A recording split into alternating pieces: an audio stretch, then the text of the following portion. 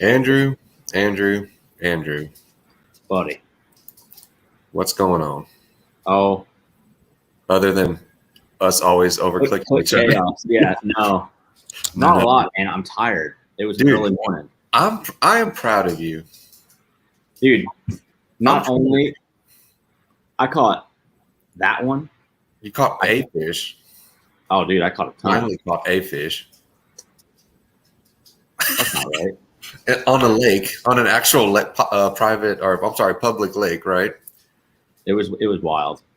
Where did you fish? Tell me a little bit about your day. My day sucked. I was just in the office all day doing things, and here I am. We went down to, oh man, Bradley Junction. Okay. Hung out with the Watts brothers, David and I. So we had Brian and Greg. We shot some stuff for Power Pole. We shot some stuff for Bass Assassin, a few other companies here and there. But overall, it was just a content day. But we had a blast. It was a lot of fun. Nice. Are you able to disclose the body of water you Negative approached on? Negative. Dang. I don't even know what it would be called. So we could call it Lake X. Your Lake X? I feel like everybody has a Lake X. I guess. Yeah, I've got like, we used to call them Lock X, and everybody was like, "What is Lock X?" I was like, "Location. Come on." Lock X. Yeah. No. Everybody has a Lake X. So I have a Lake X that I'll never tell anybody ever about.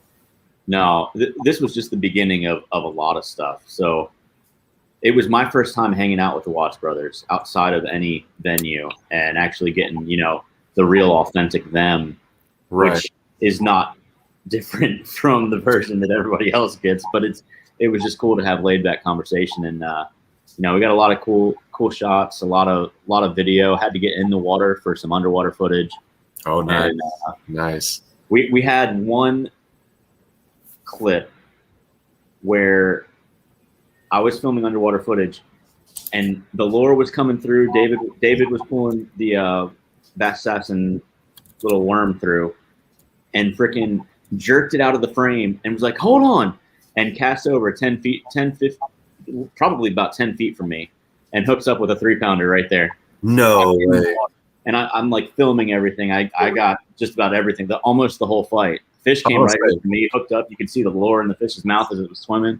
It was nuts. I was gonna say, was it one of those moments where like it's gonna make for like an epic shot?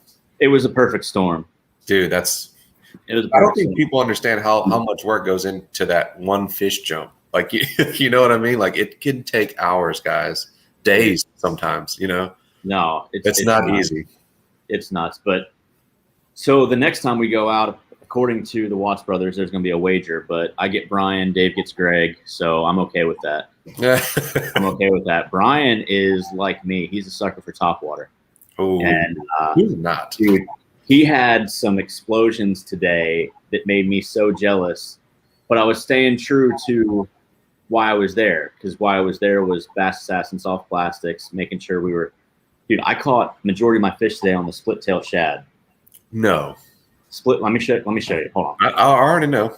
I know Dave. He's all confident now. He caught him a couple fish, and now listen. Look at Dave. Look at Dave. Oh, show him the Reaper, man. I will. Dude, I'm a little jealous. Dave, tell Austin I need about 10 of them. Hold on. For the upcoming season. So this little willow vibe, okay, from Z-Man, right? It's just the head and this blade, and it comes straight. So I bent it to keep it from planing up. So it planes down. Yeah. But this bait right here on the back of any chatterbait on the back, you should see it on the back of a dang chatterbait, dude. This tail is doing all sorts of craziness, just absolutely all sorts of craziness. And I'm so excited to throw it because what I've seen being in the water filming and what you see, you learn a whole different perspective of how your lure presentation actually is. And I'm stoked to use it. But okay, so got myself a Reaper rod. Whew. It's a sexy one, guys. Utilizes the microwave guide system from American Tackle. Right. Let's see if we can get this in frame. So custom for Andrew Cameron. How sweet was that? It's very sweet. 7 foot, 8 to 17, moderate fast. It's a little different than what I'm used to using because I've always been a fast, extra fast guy, not your typical. I've never been a cranking guy. I've never needed to have a moderate or even a slow moderate rod. It was never my style of fishing. Right. But right. with this, the rod loads up real nice. Like I was casting a mile. Oh yeah. And I know I can attribute a lot of that to the guide system. Right. I can, but the blank loads really nice. Now, this is the cool part. For starters, this grip is awesome. It's split right here where my hand is. Mm-hmm. But the grip is awesome. I've never had a rod like this. So this is the awesome part. Look at that. Look what they did for me. Dude, it fits so perfect. It was a surprise. I didn't know it was happening. You didn't request that? No, Dave was just like, I got you. So, dude, so I don't even want the Reaper rods I have now. Like, I just want all of them next fished out. Like, man, it has to be. Like, that's what's going down for 2022. No, and like, look at the finish. Like just everything. The blank is really nice. Everything's solid. It's my first Reaper, and I'm sure it's not my last. I know that much. Okay, now let me ask you this on a serious, unbiased opinion. It's a sweet ass rod, right? Yeah. Right. I caught every fish but one on this rod today, and I missed because it's moderate fast and not fast or extra fast, or it's just moderate. I missed 3 or 4 hookups where I had the fish, fought the fish all the way back to the boat, and they just let it go and swam off because I wasn't digging the hook in. I wasn't used to it. You know what I mean? Yeah, right. You weren't used to working them on that type of. No, not at all. So it was a cool learning experience for me. But man, dude, I caught the heck out of fish. I don't know how many I caught. I started counting and then I stopped.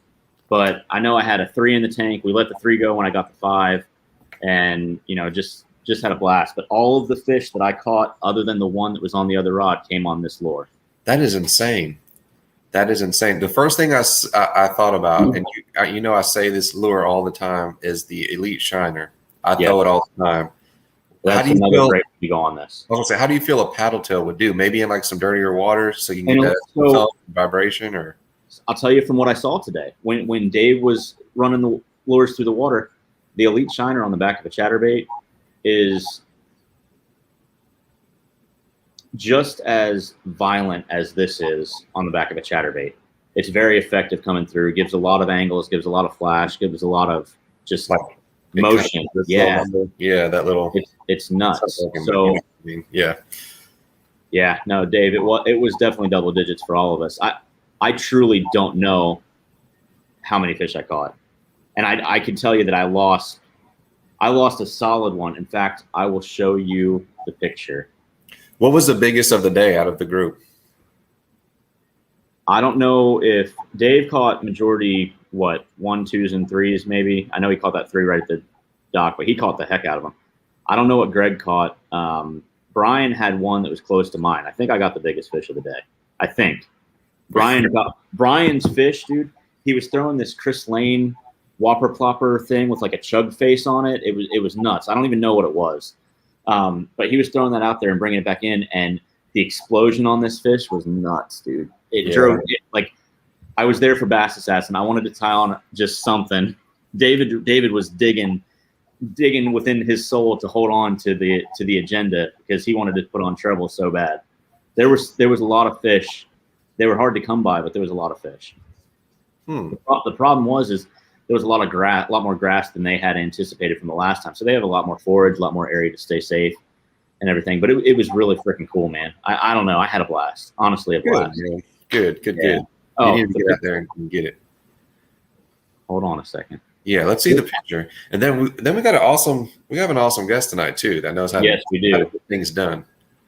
So I fought one all the way to the boat from about 40 feet out. Okay, I threw it out, hooked up almost immediately. Fought this fish all the way to the boat. I'm sitting on the back deck, it was at my feet, and then it just like lost tension. Like it was swimming towards me, fighting. Dude, I foul hooked it, and I hooked its scale, and that's all I had. That's literally all I had. But look at the rash on that lure. Look at it.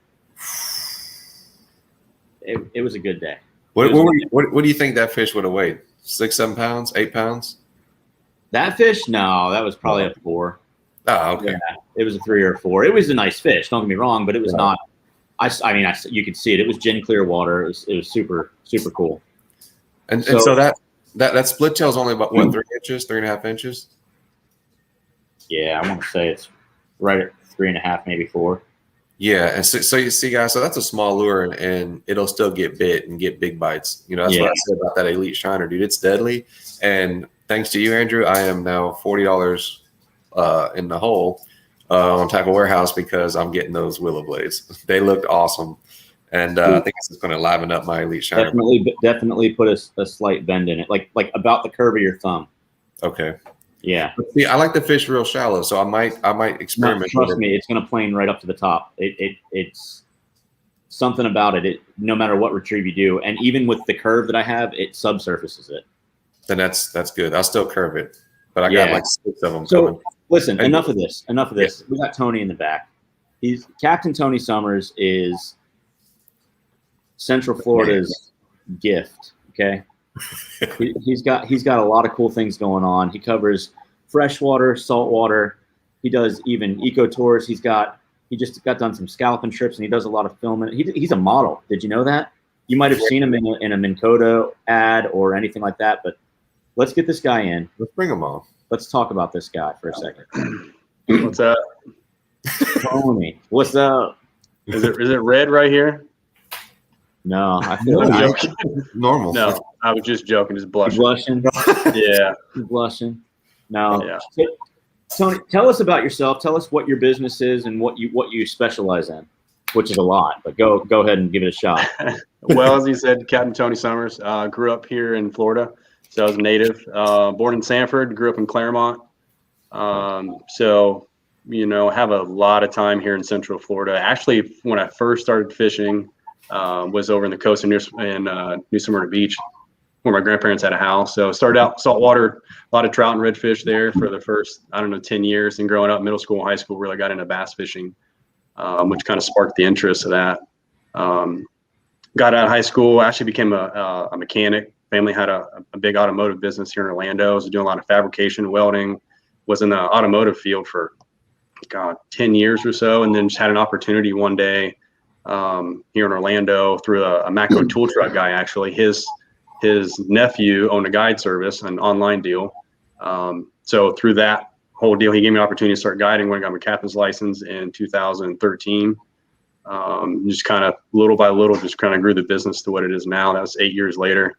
Was doing some guiding, working, part-time for 4 years or so. Would have a lot of part-time jobs to do off and on and guide as much as I could. And now I've gotten to the point where I haven't had a real job or W-2 in probably almost 4 years now, which is nice.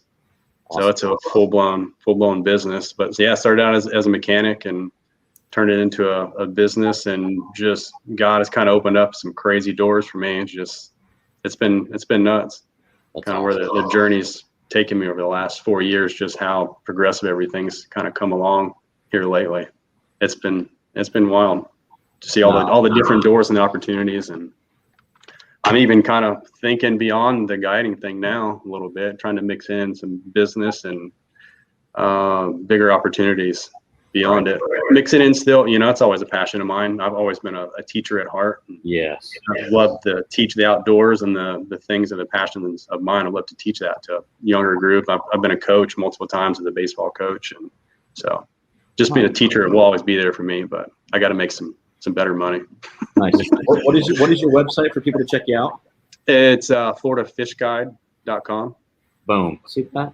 I had it ready. Yeah, I had it ready. I'll set that up for you. Yeah, no, that was still pretty slick. Yeah, I'll try. Appreciate it. I'm doing my best to make you blush tonight. There you go. No, so that's really awesome, man. I mean, you've done a lot, and I've been fortunate enough to get on the boat with you a couple times, and just when I've been out on the boat, whether it's just quick photo shoot or something like that, I've still learned a lot from you, because your ability to read the water, even when we went up to Rodman, that was one of the coolest places I've been with you. This guy, he's evil. Don't let him fool you. He made me get on a tree stump. I'm just not scared. I'm just not scared. He forced me on a tree stump. No. And then I buzzed you at 50 miles an hour. Anything for the shot, right? Yeah, no. But No, just being around you, seeing you cast, seeing you pitch, and knowing where to basically put your lures and how to work them is awesome. And yeah, then, I appreciate that. Yeah, man. So what have you got going on? What is this? Are you able to elaborate any on what this bigger picture is, or not yet? I don't really know what it is yet. Okay. I mean, so I'm doing two things kind of full time right now. So I'm guiding as much as I can. Over the last few years, I've used my automotive electrical expertise, or just knowledge. I don't want to say expertise, but my knowledge of wiring and electronics and 12-volt systems. I've been doing like rigging and wiring and switches, and now with all the advancements in electronics, not as many people want to do the jobs, not know how to do it properly. I'm real meticulous with everything, so everybody likes some of the jobs that I do. So I'm picking up a lot of wiring and rigging jobs and all the new active target, the live target stuff, live scope, doing a lot of installs for Garmin, Lowrance, Humminbird. So I do a lot of that on the side, along with mixing in doing guide trips, fresh and salt. And yeah, I kind of bounce. Just yesterday I was on Johns Lake, I was wiring, rigging stuff today, which that'll be the next 3 or 4 days. But then tomorrow I'll be over in Crystal River doing a scallop trip, half scallop, half fish trip. And then this weekend, because of the hurricane, I can't do a whole lot. So I'm going to be inside in the warehouse I'm working in, trying to finish up the boat by Tuesday. And damn, Captain, do you sleep at all? Like, it's like, does this guy sleep? You know, it's funny. I usually go to bed about midnight, and I wake up between 5 and 5:30. Oh, that sounds like us too. Every day. Yeah, it's crazy.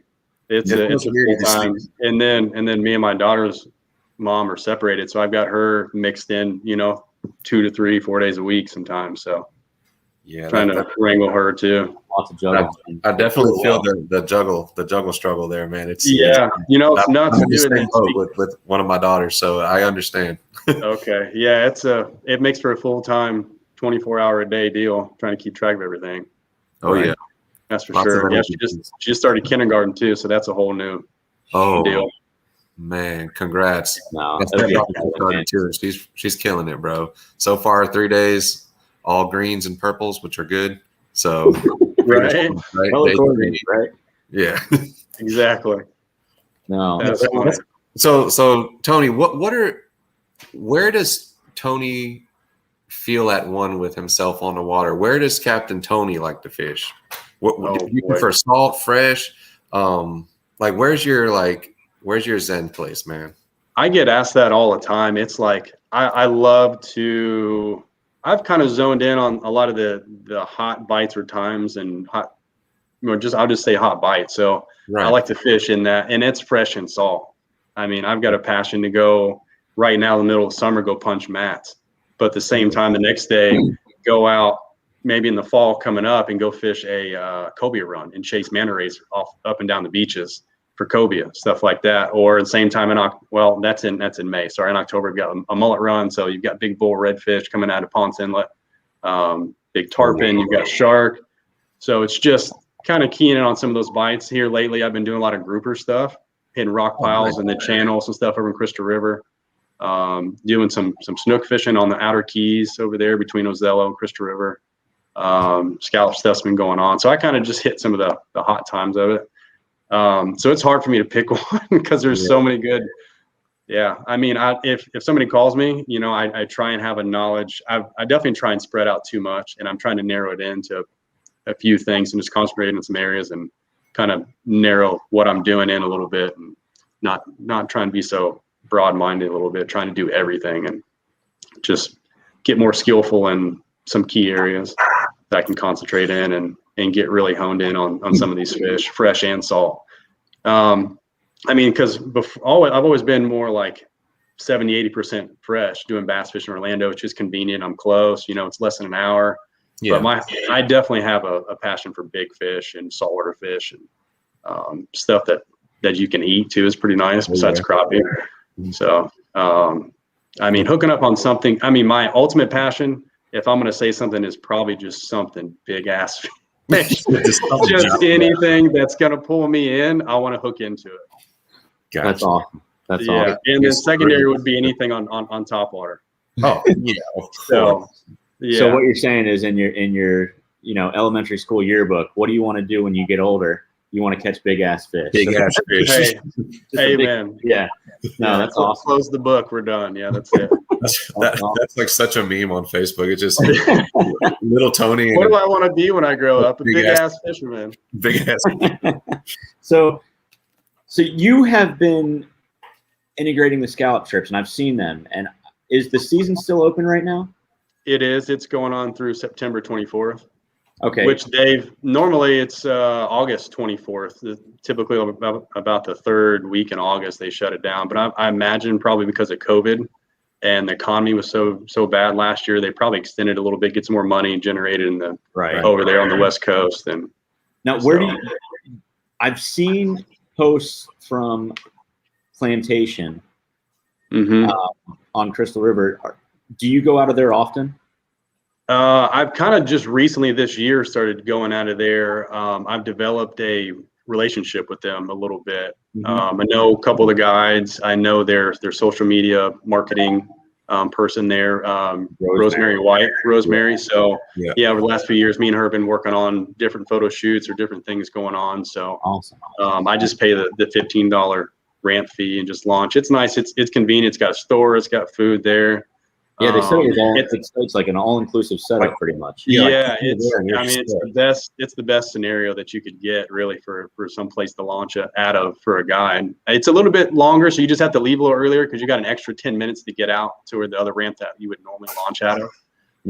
But when you come back, I mean, literally, you're driving through spring water, so the boats, you can wash it down, the engine's flushed out. Nice. Put the boat on the trailer. They have a tiki bar that they don't. I mean, it's technically supposed to be for the people staying there at the hotel, just for the guests. But you go out there, you can order food, sit down at a tiki bar, order a drink after you're done. It has a pool. You can rinse off, jump in the pool, have some food, drinks. I mean, and then just drive back home.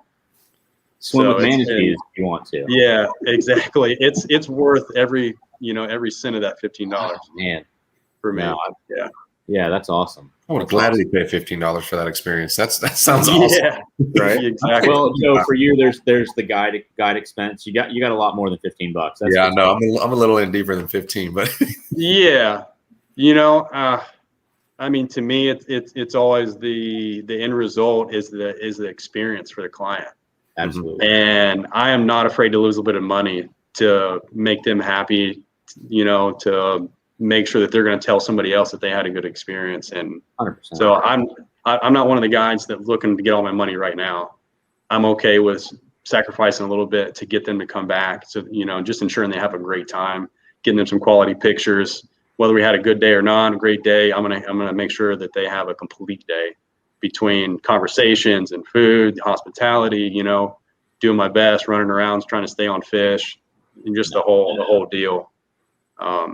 So, yeah. That is awesome. Yeah. So what else do you have going on for the remainder? I guess it's not summer anymore. I mean, it is, but we're approaching fall. We're approaching fall, right? Like, does it feel like it? Don't feel like it. Yeah, another month and a half, but yeah. So what do you got going on through the end of the year, basically? Yeah, what are going to be some of your hot bites and hot trips going into the fall and into the winter? I mean, bass fishing stuff's real tough right now. It's hit or miss day to day. The moon phase right now is really affecting the bass bite, it seems like, or the weather are the two factors. If it's bright and sunny, if you don't know how to punch and flip, you're going to struggle. Or if you don't know where brush piles are in the freshwater lakes, you're going to struggle. If the moon phase is wrong, it just shuts them down, no matter what. Or it will dictate the zone when they're going to bite throughout the day, and you have to pay attention to the moon real heavy because they're going to feed for a few hours during the day in a couple of different cycles, and you better be on it. And then when it's done, it's done. Yeah. Saltwater side, right now you've got a real good snook bite on both coasts. I see multiple captains out of between Cape and Ponce, actually probably more around Cape, catching a lot of snook over there on the East Coast. You've got real good snook bite, redfish bite on the West Coast between Homosassa and Crystal River. So that's kind of carrying on throughout into the fall, really. Nice. You've got multiple things going on that you can kind of jump on. The freshwater stuff always tapers off. August and September are worse months. Yeah. You know, unless you're just really experienced, you're going to struggle a little bit. Or if you're just willing to put in the time to learn some of the techniques.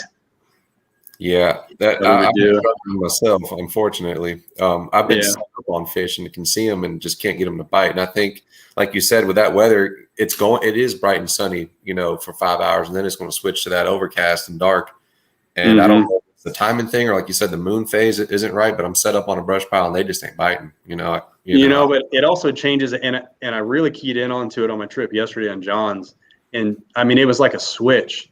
And I was like, because I went out there and I was, what were we doing? We first started dragging big worms off this big shell wire that I was working. There was a bunch of bait on it. They wouldn't touch it.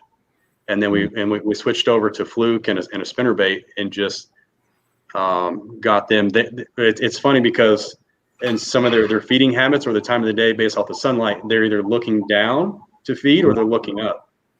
Right. So you have to adjust your presentation to that or your bait. And it was funny, they were looking up in the morning. So they wanted something falling down in their face or something kind of reactionary right in front of their face, and that's what they were eating. After a couple hours, they changed and they kind of settled and would get more vertical or parallel to the bottom. They would feed something coming in their face rather than above. Floating down, yeah. So we could get more of that big Carolina rig, big worm, 10-inch worm bite going once the sun was up after a while. Yeah, so, that's one of my go-tos for sure is a Carolina rig. And, you know, I mean, Andrew, I don't know if you've seen them. I just had a pretty good sack, like a 25-pound bag on a Carolina rig. But then the very next day I went out and couldn't get a single bite on it, you know. It's like, what the heck, right? But it's funny how they change like that. Yeah. You know, and it's but we also had to switch to a weightless fluke, even in 10 to 12 foot of water. Just had to be patient with it and just let it fall in their face. And then just kind of work it up and just let it fall down, and they would eat it. They wouldn't smack it; they would just get heavy. That's funny. I'll have to definitely give that a shot. I've done that on a Carolina rig too, and it's got a really long leader. It kind of sucks for casting if you don't have that cast out, but I've done that too and done well too. I've never done it completely weightless though. That's a cool idea, a cool little tip there. I might give it a shot and see what happens. Yeah, and you can add a little. I'll also add like a little split shot, a number 7 split shot. About, I don't know, 12, 18 inches up, does the same thing. Just real slow fall. Yeah, just a real light Carolina rig setup. Gotcha. And that's another good scenario in the hydrilla when they're being real picky and finicky on their bite, but they're in the grass, and you just want something to stay in their face is that fluke with that split shot, and you can drag it through. I totally could have used that last night. I got so many bites I missed, dude, but they were just being like little peckers, man. They're just, I'm like, come on, take it, and they just wouldn't. But I don't know. That's a good tip. See, that's why you guys got to tune in to NextFish Live. We'll start thinking the captain's brain, and next thing you know, we're telling all the secrets are coming out. I'm like, stop the overload. Like, did you see Andrew's face? He's like, generally you'll see him like off to the side writing notes. Just, and what color was that? Right. Yeah, right. No. But so I mean, so you've got, you know, a decent bite going on right now in the lakes, but just keying on certain times of the day and the weather, and it's gonna be somewhat slow up until probably October. Once it starts cooling off. First of October. Once the water will get a consistent under 85 again, then the bite will start picking back up. So now you got flipping and punching in the lakes, hitting brush piles. Ashley fished past Saturday on Toho. First 3 hours didn't have a fish in the boat. I was hitting all my spots. There were gar floating everywhere. They were eating everything. Was gar. It was crazy. Finally started hitting brush at about 10 o'clock or so, maybe 9:30, and there they were. They were on the brush. So that's another pattern that you can key in on this time of year too, is fishing wood, fishing on the brush, and logs and laydowns and limbs and stuff. But you also have to look too. What's that? What do you think draws them to the brush versus other areas that they might go to? Is the bait. So that's what I keyed on. So the clients I had in the boat, they couldn't use bait casters. So we couldn't punch, we couldn't flip. So we're just kind of working the outside edge. I saw fish inside the hydrilla chasing bait because you could see the bait moving. You see it kind of flicker type thing. You know, you can see that on the surface of the water. So they were chasing bait in the hydrilla. We just couldn't get to them. So I started scanning some brush, and sure enough, there was some bait around it, and there was fish around there. Fish with it. So that's this time of year. That's what they're keyed in on, are the glass minnows and the shad. Mm-hmm. They've gotten off of that bluegill bite, that bluegill spawn bite that they were on last month, for the last couple months. Yeah, so now it's more of a shad. They're hitting real small. Certain lakes are going to have real good size shad, but most of it's kind of smaller right now. Yeah, and I talk about it all the time. I throw a Bass Assassin Elite Shiner on a little ball head jig and get wrecked like all day long. Similar to that little thing you were throwing, Andrew. It's just a little small shad imitation, and if there's fish around there, they're more than likely going to hit it, especially if they're schooling on the little glass minnows or shad or whatever. Oh, I got you. You're just bouncing like a shaky head, or you're just dragging like shaky head, or are you yo-yoing it? Sometimes yo-yoing it, sometimes just dragging it, sometimes just a slow, steady retrieve. Just depends what they're feeding on, Okay. A little pop, like a little like reel and pop, just a little flickering shad off, and normally on that pop, and when I pick up that slack, it happens. No, yeah. True. It's like a little 3.5 swim bait, really small, finesse, nothing too crazy. Yeah. Direct, but I think that bite's going to stay pretty strong for a while for me. But I use those on a drop shot. Just nose hook them. There you go, Andrew. Those little 3-inch ones that they've got. Mm-hmm. Oh yeah. Andrew knows all about drop. He's just discovered drop shot. I feel like this year, and oh god, Andrew's doing all kind of crazy things on drop shots. He's drop shotting preacher baits, like he's doing all kind of weird things. Really? But, yeah. No, I've been wrecking them on drop shot with a little skunk ape, which is just a creature bait. Like really? Stuff. Yeah. It's the craziest stuff. Just dead dragging it. Nothing special. Really? Well, that's just like that Tokyo rig that they've got for the grass. Have you seen it? Yeah. With that pecker looking weight, and then the hook, the hook above it, and it's a weird setup. But like I have one. Tokyo might be the way for me. I don't know. Dude, that might be like your punch. Like you can like punch Tokyo rig or something. I don't know. Like the pecker punch. Yeah, it's weird. Like I have one, and I looked at it. I'm like, let me just put that back in the kit. I don't know what I want to do with that. It doesn't seem like it catch fish, but I know people are smashing them on it.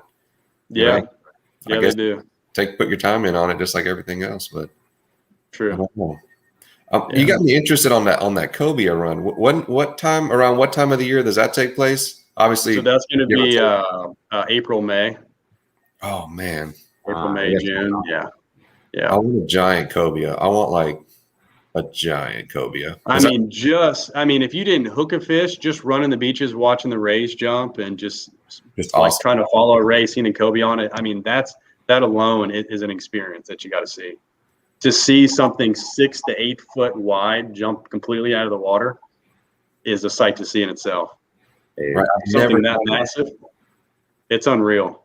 Yeah, I've never seen anything like that or anything. I see them. You'll see them every now and then in cobia, and you hurry up and get like a hair jig or something and try to get them. But they pretty much do anything. But to chase them like that, and just like you said, to see all those rays and stuff would be a sight. I mean, that's got to be a cool sight. It's the biggest adrenaline rush I think I ever do. It's the biggest rush of a bite that I've ever been on. It's like chasing those things. Yeah. And then the trick is because they'll either ride under here or they're going to ride on top. But the problem is you have to lead in front and then get it right on top and get them to come up and eat it, or you've got to get on the side just enough and get them to break away to it and eat it. So you've got to get within a couple feet and get the cobia to break away without snagging the ray. So we end up snagging a lot of rays. So you lose a half a dozen jigs probably every trip. Okay, this might be a hooking those things. But what keeps the cobia on the rays? Like I know if there's a ray in like a flat, there's a lot of redfish and stuff following them because they're kicking up shrimp off the bottom or something like that. But like, well, the cobia will actually get on big sharks too. So they just use that massive of a animal to like feed off of somehow, because the rays are around a bunch of food and stuff, and so are the sharks. That's interesting. So I don't know the full detail of why they hang out with them like that, but I just know that they're on it. And we're talking like big cobia, right? Like giant cobias. It could be, yeah. I mean, you can definitely get the slot or the size you got to keep them is 33 inches and above, 33 to the fork. So it's a decent sized fish. I mean, they fight pretty hard. So and they eat very well. They're good eating fish. They do. Yeah, I've only ever caught, I think, one in my life. I'll say it was a fluke accident because I was in the process of throwing up after I casted. I was sick. No way. Were you like on the floor or something, or? No, it was a late night, and it shouldn't have been an early morning. That was about it. Yeah. I know gas station empanadas don't do well, like offshore, dude. No. That's ruined it for me. I haven't been able to eat a gas station empanada in like 13 years because of that one trip. Don't do red Gatorade either. No red Gatorade. Oh, no. Never red Gatorade. It's always the lemon lime or blue. That's the two. Cucumber lime. No, Tony, man, I appreciate you being on here. I know Joe does too. Yeah, good talking with you, bud. Everybody, be sure to check out FloridaFishGuide.com. And, the mullet run's coming up. We've got a whole bunch of stuff that you could go see. Scallop season's still open until you said September 24th. Yeah. Dude, get in on that. That's a fun experience too for the family and not only that. From what I've seen, you've got 5 weeks left of scallops. Yeah, and from what I've seen from Rosemary and your posts and everything from over there, it's a place you want to go. I mean, it's a destination in itself. Yeah, so you might as well go make a full shebang of it. Get you some scallops, get you some fish. Stop off at the tiki bar. Have a drink, go dive with the manatee. Yeah, on the way back in, if we haven't cleaned all the scallops yet, like I'll actually stop at a spring or just right outside of a spring and anchor up, and then you can swim. You can finish cleaning the scallops. Wait a second. No. You clean the scallops too? I do. It's half of them. Yeah. Half of them. All inclusive. Yeah. I won't do it. I mean, I won't do it all, like all the scallops. It's a team effort because it's too much dang work. Yeah, to do all of them. But yeah, I mean, you can get almost double what you would normally take if you clean them out in the ocean and just dump them there, rather than bringing them in. Because per person, you can have 2 gallons uncleaned in the shell. But which is probably maybe a third of a half-gallon Ziploc bag. Right. If you cleaned them, then you can get a pint, which is almost a full half-gallon bag. Per person, which is probably 2/3 of it. Yeah, so you get more than double. But you just have to do the work out there. You have to spend the extra hour and a half out there and cleaning everything. And now I do know if you've never had fresh scallops, you need to do it. Oh my god, so good. Yeah. I'm hungry now. It's so good. Just a little lemon. Joe, it's a little late right now, buddy. It's delicious. But yeah, no, guys, thank you. I appreciate it. We'll definitely have to talk. I've always got stuff going on. We'll have to do this. On the regular, we'll have to do this and talk about fishing and all this, the bites going on, different stuff. So absolutely. For sure. Anytime y'all are ready, let me know. Awesome. All right. Well, thank you, Tony. You have a good night, bud. We appreciate your time. All right, Joe. Appreciate it, brother. Nice to meet you. Thanks, Andrew. Take care. Thank you. Right, see you later. See you. So there you have it. I mean, that's a pretty epic trip in mind. I want to do it. When we were at ICAST and we met Rosemary, I immediately felt like that was where we needed to go. Didn't it feel right? Like I didn't even want to go see other booths. I just wanted to stay there because dude, I felt like a little kid, trying to get your dad to go to the ice cream store. I'm like, Andrew, come to Rosemary's booth. And you're like, hold on, we gotta go here. So we were doing obviously we had stuff to do, and I'm like, we gotta go. You have to go there and meet these people. Who was she with? I forgot. I feel so bad. I forgot her. Terry, right? Terry from Silver River. Yeah. Boom. Right. Got her name right here. Yeah. I mean, it seems like I don't know. Something's calling us there, dude. Something is calling us there. Yeah. No, hey. Speaking of that, did you see somebody outdid you on the lure? Are we saving it for Tuesday? Do you know what I'm talking about? No. What lure? The lure that if you were at ICAST, everybody that stopped by the booth to see Rosemary and Terry was given was a little Rapala. Yeah. Oh, the clown knife. Oh. Somebody clown knifed a fish on a rattle trap, essentially. I'm not going to be negative about it, but I didn't see the cast. I didn't see the cast. I'm pretty sure it looked legitimately hooked, though. It didn't look like that wasn't placed there, and if it was, good job, because it was like oddly like. I'm not going to be negative about it. I'm not going to downplay it because to catch a clown knife, period, is just epic. Good job. Like, yeah, no, I wanted to see the cast. I'm a sucker for seeing like the play-by-play. You know what I mean? Situation, yeah. Yeah, I want the whole situation, not just show me. Yeah, like the fight of the fish that you hooked. You know what I mean? Yeah, but no, I want to see how unprepared you truly were for what you got yourself into. That's super cool, though. I mean, I know those clown knives love the shad. Like I would assume I think it was Lake Ida. I'm assuming he was a SoFlo guy, right? South Florida. Yeah, and dude, if that wasn't a Lake Ida freaking shad, it all made sense. Like for that clown knife fish to eat that rattle trap.